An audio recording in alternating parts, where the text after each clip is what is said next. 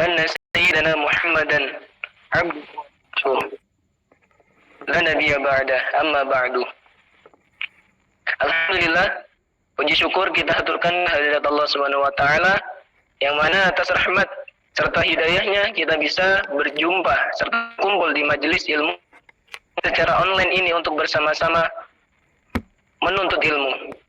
Dan tak lupa pula salawat serta salam semoga tetap tercurahkan limpahkan kepada junjungan kita Nabi Agung, Nabi besar Nabi Muhammad sallallahu alaihi wasallam, yang mana berkat beliaulah kita masih bisa merasakan sebuah nikmat Islam, nikmat iman serta nikmat ihsan. Alhamdulillah, pertama-tama saya ucapkan terima kasih banyak kepada Kak Tengku Syakra yang telah sudah meluangkan waktunya untuk sharing-sharing malam ini. Juga terkhususnya terima kasih kepada founder dan panitia yang sudah mengadakan acara kajian ini. Dan terima kasih juga kepada teman-teman yang sudah membantu serta berpartisipasi dalam meramaikan acara kita malam hari ini yang Masya Allah insya Allah luar biasa. Sedikit informasi kepada akhwati fillah wa ikhwani fillah. Ada beberapa peraturan maupun adab yang harus ditaati saat forum kajian berlangsung. Yang pertama, siapkan alat tulis untuk mencatat materi yang telah disampaikan. Yang kedua, mohon untuk menggunakan pakaian yang rapi dan menutup aurat, dan lebih afdalnya mungkin dalam keadaan berwudu dan menghadap kiblat. Yang ketiga, mohon untuk tidak on mic maupun silent, kecuali ada aba-aba dari pemateri dan moderator. Dan mohon untuk tidak berbagi layar saat kajian berlangsung, karena itu bisa mengganggu jalannya kajian. Yang keempat, jika ingin on cam tafadhali, asalkan tidak mengganggu jalannya kajian. Yang kelima, mohon untuk tidak live sembarangan saat kajian berlangsung. Baik, sebelumnya perkenalkan diri saya Alawi sebagai moderator yang akan memandu jalannya acara kajian pada malam hari ini bersama materi kita yaitu Kak Tengku Syakra. Baik, sebelum kita lanjut ke acara, izinkan saya selaku moderator untuk membacakan beberapa rangkaian acara kita pada malam hari ini. Susunan acara, yang pertama, pembukaan. Yang kedua, ta'aruf singkat pemateri sekaligus penyampaian materi. Yang ketiga, sesi tanya jawab. Dan yang terakhir yaitu doa dan penutup. Alhamdulillah, itulah beberapa rangkaian acara kita pada malam hari ini. Kita lanjut ke acara berikutnya yaitu pembukaan. Sebagaimana yang telah kita lewati bersama, marilah kita mulai forum kajian pada malam hari ini dengan mengharap ridha Allah, dan kita awali dengan membaca bacaan basmalah. Bismillahirrahmanirrahim. Alhamdulillah, kajian sudah kita buka. Baik, sesi selanjutnya yaitu ta'aruf singkat pemateri sekaligus penyampaian materi. Karena ada pepatah mengatakan tak kenal maka ta'aruf. Alhamdulillah. Dipersilahkan kepada untuk Kak Syakra atas waktunya, dipersilahkan. Afdal masykurah.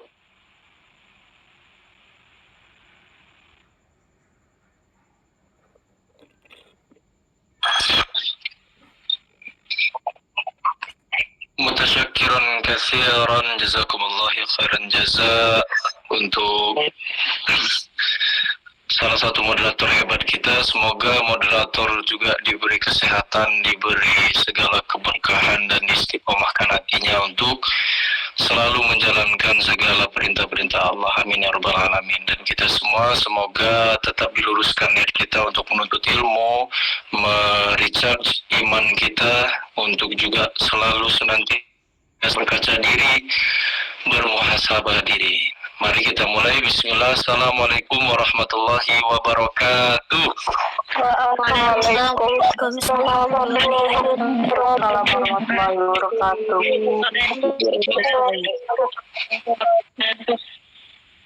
Alhamdulilladzi anzala sakinah fi qulubil mu'minina liyazdadu imanan ma imanihim. Asyhadu an la ilaha illallah wahdahu la syarika lah wa وأشهد أن سيدنا ومولانا محمد صلى الله عليه وسلم عبده ورسوله لا نبي ولا رسول بعده. قال الله تعالى في كتابه الكريم وهو أصدق القائلين: أعوذ بالله من الشيطان الرجيم. إن الله وملائكته يصلون على النبي يا أيها الذين آمنوا صلوا عليه وسلموا تسليما. صدق الله العظيم. وقال رسول الله صلى الله عليه وسلم: من صلى علي صلاة واحدة صلى الله عليه أشهر صلوات. وقال أيضا: من سن في الإسلام سنة سيئة كان عليه وزرها ووزر من عمل بها من بعده من غيره أن ينقص أوزارهم شيء. صدق الله العظيم وصدق رسول الله صلى الله عليه وسلم ونحن على ذلك من الشاكرين والذاكرين آمين يا رب العالمين. نشكر الله عز وجل الذي يعطي نعمة كثيرة، نعمة الأخوة، نعمة الإسلام، ونعمة الإيمان، نعمة الإحسان, وكل ni'mah. Kita bersyukur kepada Allah dari atas segala nikmat yang telah diberikan, nikmat iman Islam, nikmat persaudaraan kita, nikmat ihsan. Apa itu ihsan? Anta'budallahu ka'annaka tarahu fa illam takun tarahu fa innahu yaraka. Hendaklah kita sebagai hamba Allah itu menyembah Allah. Fa illam takun tarahu, kalau kamu belum bisa melihat Allah, tidak bisa kita melihat Allah, kita menyembah Allah tapi nggak lihat Allah. Fa innahu yaraka. Kamu harus yakin bahwasannya sepenuhnya Allah itu melihatmu 24 jam. Apapun yang kita lakukan Allah melihat kita. Makanya kita harus kuatkan ihsan. Orang banyak yang kuat imannya tapi dia tidak kuat ihsannya. Dia cuma bisa yakin tapi dia tidak bisa menyembah Allah.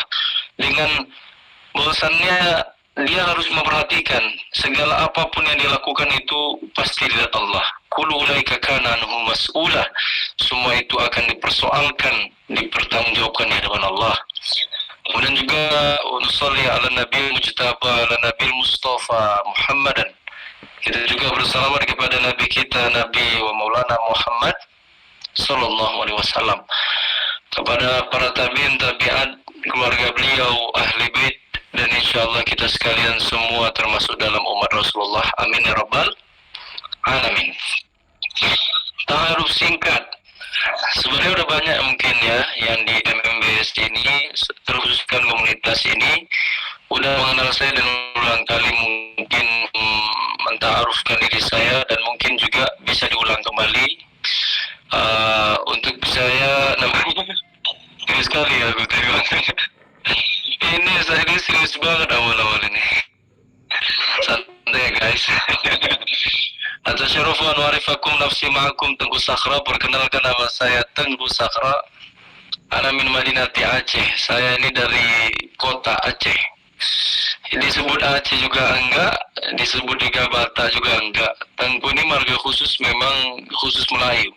Disebut Aceh enggak, disebut Batak juga enggak. Tapi nenekku Batak, nenekku itu marga Batubara, sama dengan ustadku Amrizal Batubara, Ustaz Amrizal Batubara, dan Hafizahullah warah. Dan juga Ustaz Abdul Somad itu dia beliau itu Batubara juga. Kalau lihat nama lengkap beliau itu biografi ya, biografi beliau Ustaz Abdul Somad Batubara, namanya ada Batubara juga. Itulah cerita singkat tentang saya. Kakek saya ada bernama Tengku Ismail. Ayah saya itu bernama Bunyamin, tapi tak turun ke ayah saya. Kakek saya lebih percaya turun Tengku itu ke saya.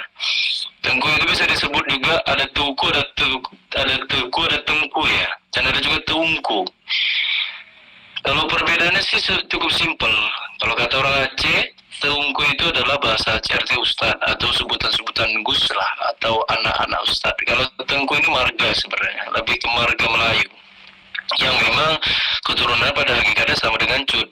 Ya kayak keturunan disebut juga keturunan ulama. Tapi saya tidak memegang itu karena apa? Beberapa ulama pemuda yang mengatakan laisal fata wal kana hadza abi, mengatakan ini ayah saya, ini bapak saya. Bukan pemuda yang mengatakan ini bapak saya, ini keturunan saya, tapi ana hadza ha ana za. yang mengatakan bahwasannya ini saya.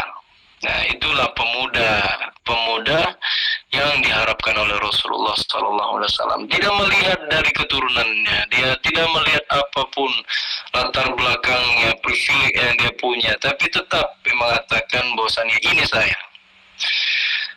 Itulah taruh singkat.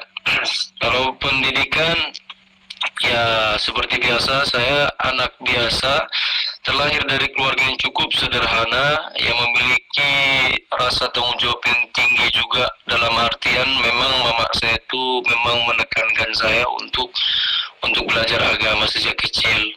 Jadi dahulu mama saya, kalau saya nggak mau ngaji setiap hari Rabu, saya masih ingat sampai sekarang, Selasa malam Rabu. Kalau Selasa malam Rabu itu saya harus merencanakan pura-pura sakit deh. Kayak mana awak dua harus pura-pura sakit mamaku biar diampuni aku nggak ngaji malam ini. Itulah yang kupikirkan setiap malam Rabu. Tapi ternyata mamaku lebih cerdik dari rencana busukku. Pura-pura sakit aku bilang sakit mak, badan aku nggak enak. Ditepuk ya langsung ditampol. Betul itu. Pakai rotan dalam mama aku, apapun yang senjata apapun dalam mama aku udah tersentuh ke badan wak. Betul. Dari segi apa tuh sapu lidi, bukan sapu lidinya yang ke badanku, tapi pegangan itu yang keras itu. Paling ingat itu teropa tuh macam sendal kayu ya. Kepalaku makanya ya Allah, maaf aku tipis. Sekarang udah menjadi tebal, ditepukmu setiap hari. Tapi apa yang kurasa itu memang lah. Buahnya itu selalu terasa. Man yazro ya. Man yazro. Apa kabar? Gimana? Siapa dia yang akan menanam, dia akan memetik. Apapun yang diambil hari ini, maka itu diofmikan dulu lah. Wah, kalau kamu mau bicara, aku diam. Kalau aku bicara, kau diam. Untuk ini, untuk member dimatikan ya mic-nya. Dan galak kali nanti aku tengok nih abang ini. Jadi seperti itu cerita singkat. Dan saya pernah belajar dari kecil, dalam sekolah-sekolah Islam.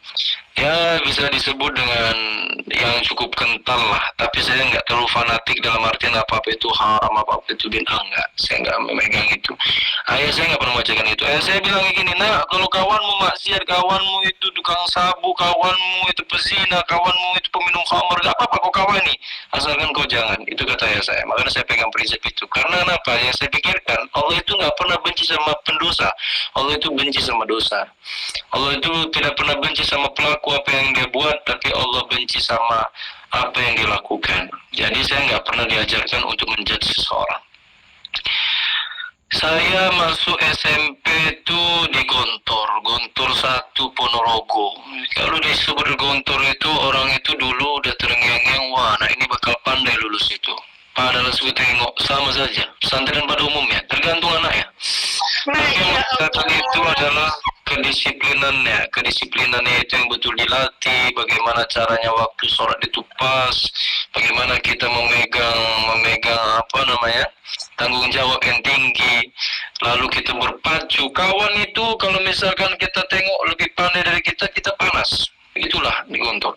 Aku harus lebih dari dia. Makan kita sama-sama di dapur lah. Ibaratnya kita ini harus sama semuanya, tidur sama dimaskan, kamar itu sama, gak ada beda, kasur pun sama.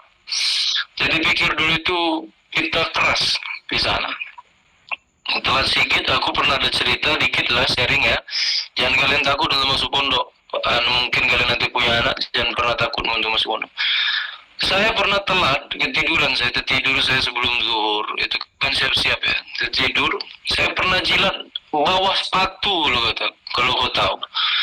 Sepatunya sepatu kawan, padahal sepatu itu habis kau tertawakan karena kena kotoran, kena tai sapi. Itu lidahku suruh gini, 20 kali digituan. Oh, bawahnya wak, nyata itu. Betul-betul hitam. Lidah itu jadi itu. Itulah sedikit cerita. Lalu 2 tahun aku kabur dari sana. Nggak kuat aku. Aku nggak kuat di sana. Ya cerita-ceritanya dulu lah. Simpelnya gitu. Masuk SMP Bani Saleh di Bekasi. SMP Bani Saleh Bekasi. Kemudian aku masuk lanjut di Adikro. Alhamdulillah lah di situ aku mulai terlihat kesantrian aku. Ya di Gondrong yang sudah terlihat juga, dan juga aku lanjut di Kobong. Kobong itu pesantren Salafiyah belajar kitab kuning ya. Menghafal majmu, maksud itu, dan juga apa itu alfiyah dan imriti, nahu, sorof, semuanya, tasrifiyah. Itu aku belajar di sana muqaddimah, apa itu namanya?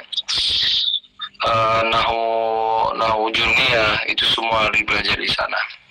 Dan alhamdulillah lulus dari situ, aku meneruskan hidup aku seperti ini. Aku ada rencana pengen ke Mesir karena dipatah. Nantilah cerita lagi. Ini kalau cerita tentang aku bisa sampai jam 11 sendiri, Wak.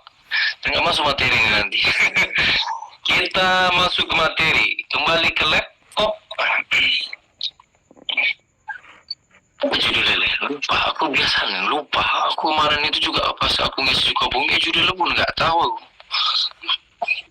Tapi aku disediakan ininya apanya tuh dalil apa judul kita ini, letih, capek, sedih, nggak apa-apa, istirahat ya. Asik. Ya Allah. Capek itu biasa, capek itu biasa. Capek itu biasa ketika kita terima itu dengan baik. Dalam artian gimana? Capek ini kita ini emang manusia biasa. Maksud dalam artian gini. Kalau kamu pengen ngetes kamu itu manusia kamu manusia, itu tes lah bagaimana kamu letihnya menjalani hidup, bagaimana kamu capeknya untuk memikirkan sesuatu hal yang belum waktunya kamu pikirkan. Kamu pikirkan ketika itu. Tapi percayalah, Allah itu selalu memberikan solusi-solusi. Kalau dalam tasawuf, Syekh Ibnu As-Sakandari mengatakan, orang yang paling pandai itu ketika memaknai setiap dari cobaan itu adalah makna terindah dari Allah. Bagaimana coba? Orang yang paling pandai itu ketika memaknai segala cobaan apa yang kita terima itu adalah maknanya momentum terindah bagi kita. Allah coba karena Allah itu akan memberi boom. Kalau saya ada kawan curhat persoalan kehidupan, sabar, Allah itu nanti memberi boom. Boom itu dalam artian surprise gitu. Allah itu pasti, karena gimana ya, cuma Allah aja yang bisa membuat momentum terpuruk kita itu mengubah menjadi momentum paling indah dalam hidup. Itu cuma Allah aja. Manusia nggak bisa. Kita cerita sama manusia sampai berbusa mulut kita, maupun dia orang kaya, dia punya. Kita cerita soal ekonomi kita, dia nggak peduli. Paling dia kasih seberapa aja. Tapi kalau misalnya cerita ke Allah, ya Allah, aku membutuhkan ini, membutuhkan itu, selalu Allah beri boom. Selalu Allah beri sesuatu surprise. Pasti ada makna terindah di balik dari setiap cobaan. Man yuridillahu bihi khairun yusib minhu. Barang siapa yang Allah takdirkan ia menjadi orang baik, maka ia akan ditimpakan dalam suatu cobaan. Itu janji Allah. Kalau kamu itu ingin berkaca, aku itu orang baik apa enggak? Tanya diri kamu, udah diuji apa belum? Udah dicoba apa belum? Hakikatnya cobaan apa yang kamu jalani itu adalah panggilan-panggilan Allah. Allah itu rindu denganmu. Untuk kamu itu bersimpuh sujud. Bukan untuk kamu itu supaya menjauh dari Allah. Dekatkanlah hatimu dengan Allah. Fazkuruni azkurkum. Ingatlah kepadaku maka aku ingat akan kepada kalian. Dan juga kalian pasti tahu saya sering berulang kali mengatakan asa antakrahu syai'aw wa huwa khairul lakum. Boleh jadi sesuatu hal yang kalian benci itu adalah baik menurut Allah, dan wa asa tuhibbu syai'aw wa syarrul lakum. Boleh jadi kamu mencintai segala sesuatu apa yang kamu pikirkan, padahal itu bisa menjadi malapetaka bagimu. Kamu mencintai dia, dipatahkan hatimu karena itu memang tidak baik menurut Allah. Berulang kali kamu ingin punya keinginan, letih, capek, caranya gimana lagi? Aku nggak punya jalan, aku jenuh kayak gini-gini aja. Minta sama Allah, bukan curhat sama manusia, bukan bergantung pada manusia. Minta sama Allah, cuma Allah yang memiliki solusi-solusi dalam kehidupan. Manusia esok apa yang terjadi dia tidak tahu. Kemarin kelampau yang dia pikirkan mungkin terbatas, tapi Allah itu mengetahui apa yang pernah datang dan apa yang akan datang. Minta sama Allah, Allah sebaik-baiknya perencana. Jangan coba atur hidupmu, maka hidupmu akan berantakan. Serahkan dari rencana-rencanamu itu hanya kepada Allah. Sandarkan hidupmu hanya kepada Allah. Idza zaqat 'alaika dunya faqul Allah. Kalau dunia terasa sempit, maka ngadu sama Allah. Wa idza sa'alta fas'alillah. Kalau minta sama Allah, wa idasta'anta fasta'in billah, minta pertolongan pada Allah. Iyyaka na'budu wa iyyaka nasta'in, kepada Ialah kamu menyembah dan kepada Ia pula kamu meminta pertolongan. Kepada siapa lagi kita ini minta pertolongan kecuali kepada Allah? Hidup capek letih, coba kita berkaca kepada yang lain. Mungkin ada lagi yang lebih capek dari kita. Apa-apa sekarang berpikir bunuh dirilah jadi solusi. Masih ada aja lah kita buat melampiaskan segala apapun yang kita pikirkan. Capekku, letihku, kulampiaskan ke suatu hal yang gak baik. Buat apa? Apa manfaatmu? Kamu lakukan itu. Kamu tanya pemabuk paling hebat di dunia ini. Apa manfaat memabuk? Gak ada. Kosong itu semua. Apa manfaatmu untuk maksiat? Membuka segala hal yang memang itu hakikat aibmu. Kamu melakukan hal-hal yang gak baik. Hijrah, kembali kepada jalan Allah. Hanya Allah yang bisa mengatur hidupmu untuk menjadi yang lebih baik. Manusianya cuma bisa berencana. Pada hakikat yang memberikan itu adalah Tuhan, Allah Subhanahu Wa Taala. Maka kita kembalikan hati kita, hadapkan. Innalladzina qalu, sesungguhnya manusia yang mengatakan, Rabbuna Allah, Tuhan aku adalah Allah. Tsumastaqamu, dia beristiqomah, dia tetap menjalankan ibadah-ibadah yang dia lakukan, dia menjalankan kewajiban perintah yang Allah perintahkan. Tapi kenapa ya Allah, hamba ini selalu diberi cobaan hebat, dipatahkan sayap-sayap semangatku oleh keluargaku, oleh saudaraku, oleh kerabatku, oleh kawanku, oleh sahabatku, diberi kekecewaan-kecewaan besar ya Allah. Wala tahzanu, alla takhafu, jangan engkau bersedih. Wala tahzanu, jangan engkau bersedih. La takhafu, kamu jangan takut. Habiskan rasa takutmu hanya untuk Allah. Habiskan rasa sedihmu hanya untuk Allah. Wa abshiru bil jannah tatanazzalu alaihimul malaikah. Turun malaikat seraya mengatakan kepadamu, Allah takhafu, kamu jangan pernah takut. Habiskan rasa takutmu hanya untuk Allah. Wala tahzanu, jangan kau pernah sedih. Habiskan rasa sedihmu untuk Allah. Wa basyiru bil jannati allati kuntum tu'adun, karena pada hakikatnya Allah memberitakan untukmu kalau kamu itu akan menerima surga yang telah dijanjikan. Jadi jangan pernah merasa letih, capek, nggak apa-apa, istirahat sejenak. Bukan menjadi alasan kalau kamu itu menjadi jahat. 1000 orang jahat sama kamu, jangan menjadikan dirimu alasan untuk kamu menjadi jahat. Itu. Ada satu orang yang paling zalim, mau keluargamu ada yang dibunuh oleh kerabatmu, oleh sahabatmu. Jangan menjadikan satu alasan kalau kamu itu untuk menjadi jahat. Kamu dibully, diperbuatkan perbuatan zalim, dirusak karaktermu, dijatuhkan karaktermu. Jangan pernah jatuh. Allah innahu ya Allah, sesungguhnya wali-wali Allah. Kalian wali-wali Allah, kekasih Allah. Siapa lagi kalau bukan kekasih Allah sekarang ya umat Rasulullah SAW. La khaufun alaihim, tidak ada rasa takut bagi mereka. Walahum yahzanun, dan mereka tidak pernah bersedih hati. Allah itu, Rasulullah mengatakan, Rasulullah paling membenci umatnya ketika menyobek-nyobek baju, menampar-nampar pipi, menyesali kehidupannya. Rasulullah itu benci.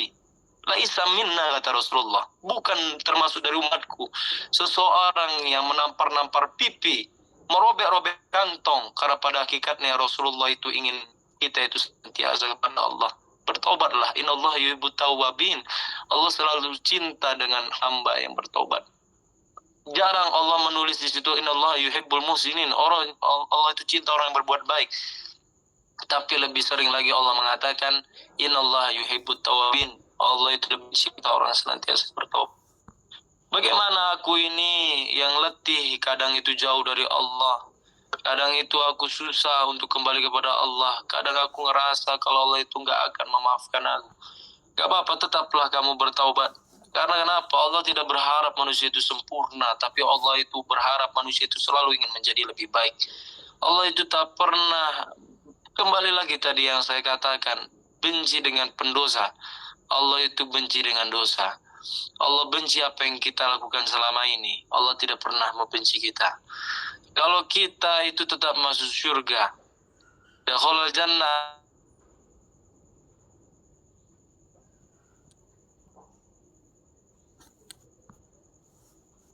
perkara Allah, dia bersaksi bahwa Allah adalah Tuhan. dan juga dia bersaksi bahwa Nabi Muhammad itu adalah utusan Allah. Itu yang dikuatkan dalam hati kita. Enggak ada sebanding hidup kita, capek kita, letih kita dibandingkan nabi-nabi terdahulu memperjuangkan agama kita. Nabi Yunus alaihissalatu wassalam ditenggelamkan, dilempar ke lautan, ditelan oleh ikan paus dalam 3 kegelapan, gelapnya perut ikan, gelapnya tengah malam, gelapnya di tengah lautan. Bagaimana rasanya kita, capeknya di situ. Bagaimana apa yang kita ingin lakukan lagi ketika itu. Kemudian Nabi Yunus alaihissalatu wassalam mengatakan, La ilaha illa anta subhanaka kuntu minadh dhalimin.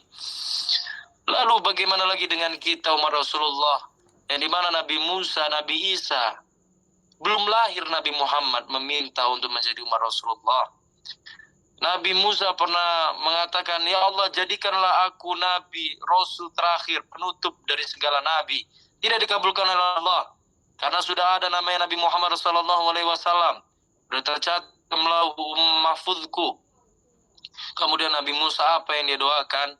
Aku minta, wahai Allah, jadikan aku menjadi umat Rasulullah SAW. Kita ini privilege luar biasa. Kita nggak minta menjadi umat Rasulullah, tapi lahir kita ini menjadi umat Rasulullah. Tapi apa bukti kita kalau kita itu capek, letih? Apa sebanding letih kita dengan Nabi Muhammad? Apa sebanding capek kita dengan Nabi Muhammad?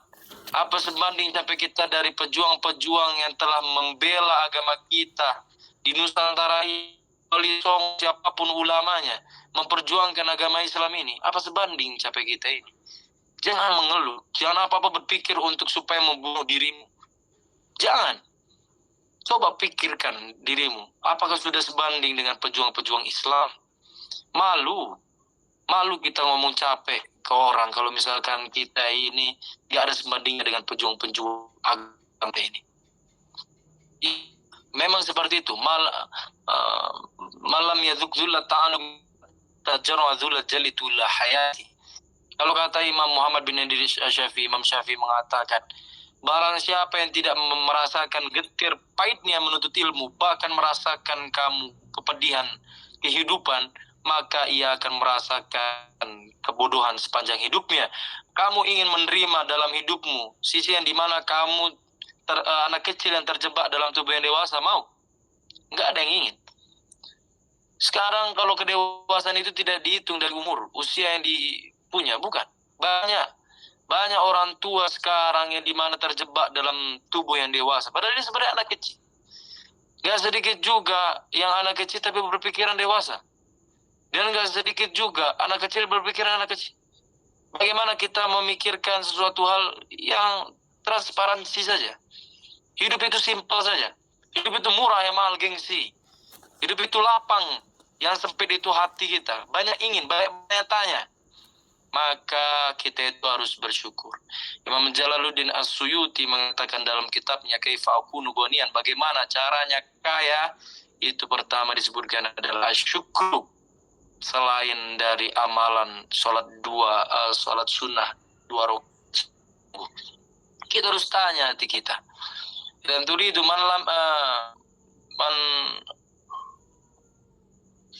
lupa lagi ya. Dan turidu an ta'rifa qadruka indallahi fi madza yaqimuk. Saya sering mengulangi ini karena ini adalah salah satu penguat hati saya. Kalau kita pengen lihat seberapa mulia kita dari Allah, maka tanya seberapa besar Allah dalam hatimu. Dan di mana Allah mendudukimu. Tanya dirimu. Apakah masih malas untuk majelis ta'lim? Apa masih malas untuk berpikir? Dari setiap apa masalah apa yang kamu miliki, coba sebut nama Allah. Kalau kata guru saya, orang yang nggak mau menyebut nama Allah, nggak mau menyebut nama Rasulullah, Rasulullah sendiri nggak mau dia menyebut nama Rasulullah. Allah sendiri yang nggak mau kamu menyebut nama Allah. Jangan sampai kita termasuk dari itu. Umar bin Khattab pernah berdoa di depan Ka'bah. Allahumma ja'alni minal qalil. Ya Allah, jadikanlah hamba yang sedikit. Lalu bertanya sahabat kepada Umar, wahai Sayyidina Umar, kenapa engkau itu tidak bersyukur? Kenapa engkau itu minta sama Allah yang dikit-dikit? Lalu Umar mengatakan, qalilam ma tashkurun wa qalilam ma tadhakkarun. Sedikit hamba yang bersyukur, sedikit hamba yang menyebut nama Allah, mengingat. maka jadilah berdoa sesuatu hal, kita itu berdoa minta yang cukup. Jangan minta itu detail kali. Kalau minta mobil apa aja. Jangan minta mobil ya Allah harus Mini Cooper warna kuning, itu macam mobilnya Mr. Bean. Jangan. Minta itu simpel aja. Ya Allah, berikan hamba yang jodoh yang baik. Allah makhirli wakhtarli. Kalau misalkan dia baik untuk mengdekatkanlah. Misalkan tidak baik untuk mengdekatkan. Itu berdoa. Kalau misalkan kita doa nggak usah ya tidak melampaui batas. Minta jadi nabi misalnya, ya Allah jadikan hamba jadi nabi, jadikan hamba jadi malaikat Israel kalau bisa ya Allah. Cakap yang nggak baik-baik perkara aku cabut aja nyawanya. Jangan kayak gitu. Minta jadi malaikat Jibril untuk menyampaikan wahyu kepada doinya. Astaghfirullahaladzim, na'udzubillah min dzalik. Jadi doa itu sama Allah yang simpel, tapi juga jangan doa tuh ya Allah Astaghfirullahaladzim, alhamdulillahirabbil alamin, Allahumma shalli wa sallim ala sayyidina Muhammad wa ala alihi washabihi ajmain. Ya Allah seperti biasa, ya Allah yang seperti biasa. Apa doa yang seperti biasa? Allah yang seperti biasa. Seperti biasa apa? Kok kira beli nasi goreng biasa spesial gak pakai telur? Doa sama Allah setengah-setengah. Doa yang betul lah. Doa sama Allah jangan terlalu detail, doa sama Allah jangan terlalu ngelunjak. Ya, aku kalau misalnya jadi Allah, aku tepuk aja mau. Hamba gak bersyukur kali coba. Minta apa, Allah yang seperti biasa. Allah diajak berpikir. Astagfirullahaladzim. Ya. Jadi itu saja mungkin. Apa nih, lanjut nggak? Lanjut apa kita lanjut Q&A nih? Lanjut. Baik. Alhamdulillah, Masya Allah, tabarakallah. Terima kasih, sangat